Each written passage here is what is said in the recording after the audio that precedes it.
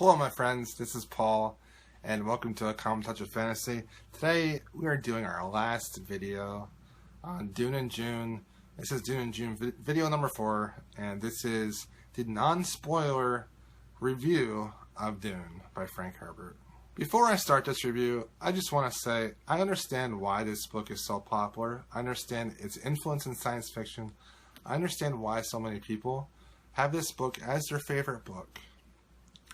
My subjective review on this is just my feelings on this book, reading this book now in 2015.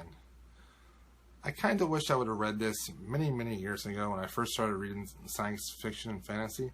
I think maybe I would have had a different view on this book back then. I did like this book quite a bit, but I am going to say some negative things about this that just didn't work for me.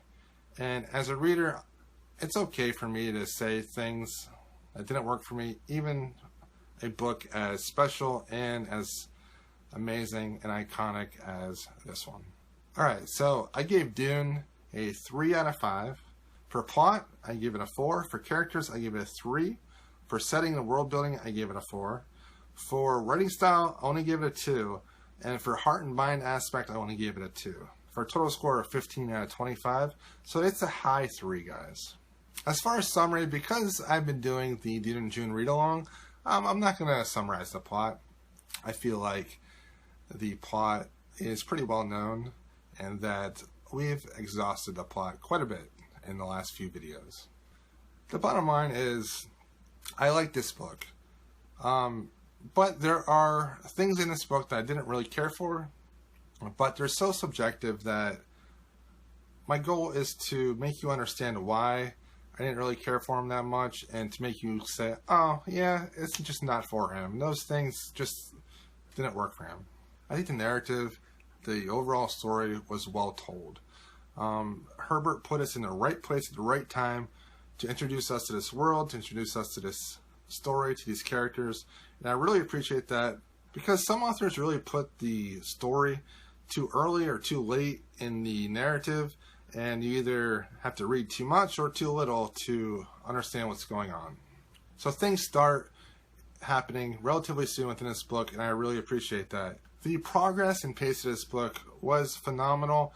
I found the progress to be easy to read. There just really wasn't a whole lot in this book that was unneeded as far as plot goes. Another thing that I absolutely loved is the world and setting that this book was based on. Dune is amazing. Dune, the planet, is my favorite character because I believe that Herbert created Dune so intricately and fleshed the setting out so well that Dune is more interesting than all the characters combined. I really appreciated the complexity that this book offered for a book written 50 years ago. It is complex without being overly complex where you get confused. Some authors these days, they try to have complex stories, but it ends up just being confusing. And Dune, by Frank Herbert, strikes that perfect balance between complex, but not confusing. The Freemen are the iconic sand people of science fiction, and I understand why now. I really enjoyed the Freeman culture, the Freeman people. Even though I really didn't agree with everything they did and all the choices they made, it is a very fascinating culture. The first thing I really didn't care for was the mystical, precognitive abilities that Paul has. I feel like these abilities just weren't explained well enough for me to actually believe them. I felt they were very distracting. I thought the story would have been much better if he would have became this leader by his own merit and maybe with the manipulation of the Bene Gesserit prophecies. But the idea that he could see the future and that he saw this big jihad where his followers killed a bunch of people and he struggled against that, and his role as a messiah or savior person, that just didn't work for me. In fact, a lot of the religious scenes in this book, a lot of the religious terminology in this book, just didn't really work for me. I realized that Herbert was trying to create this world that was different from a lot of other science fiction where Other science fiction would have computers and technology, but Dune was more religious, and how a culture with religion would change during that time. But I think that I prefer my science fiction with technology and with science over religion, and this religion and this one specifically just didn't work for me. I just didn't believe it whatsoever. Also, I found Herbert's writing to be odd.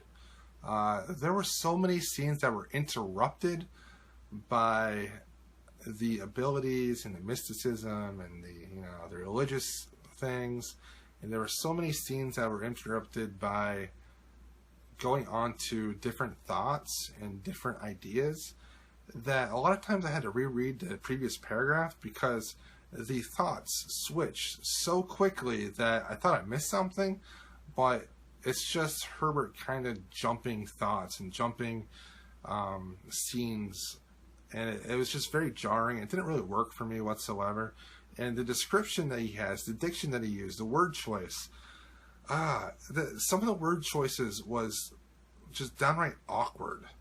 And I would read it and I would just like shake my head and be like, why would you use that word? That's just such an odd word to use at this moment to describe this character or this setting, that it just completely took me out of the book, and it made me just think about what I disliked about the book more when those instances happened. You know, the bottom line is I just didn't really care for the religious and the mysticism in this book.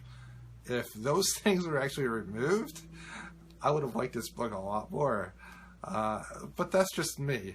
For other people, it works for them. For other people, they can look past it and look at the awesome world building. But for me, it is such a central part of the story, Paul's abilities, that I can't really overlook him, and I can't really respect him either, just because I didn't really like him and I just didn't feel like it was explained well enough for it to be believable. I really did like this book though. I am so happy that I read it. I'm so happy I did this read-along. Thank you to everyone that joined this read-along, posted comments, posted videos. Thank you so much. You know, I decided to do this read-along and I wasn't sure anyone was going to join. And to have people join and support me, that's just amazing. And I thank you so much for doing that. I appreciate it. This is a good book, and I really understand why people enjoy it so much and why people put it on the pinnacle that it's put on. And I respect it, but some of the things just weren't for me. Thanks for watching, guys, and I'll see you next time.